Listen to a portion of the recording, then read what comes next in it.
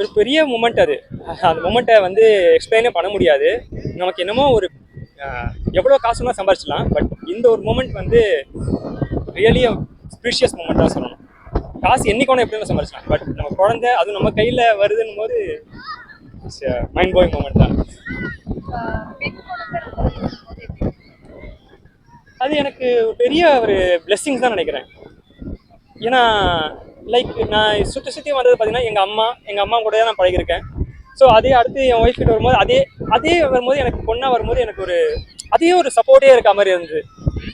ரொம்ப சுற்றி நம்ம ஒரு க்ளோஸ் அதே இருக்க மாதிரி தான் இருந்தது. மேபி பையன் வந்து ஒரு டிஃப்ரெண்ட் இருந்திருப்பான்னு தெரியல.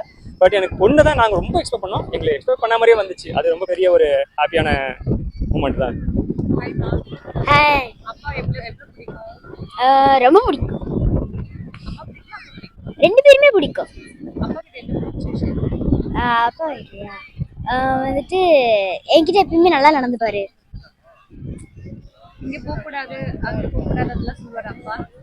சில டைம் சொல்ல வேண்டிய டைம் சொல்லுவாரு, சில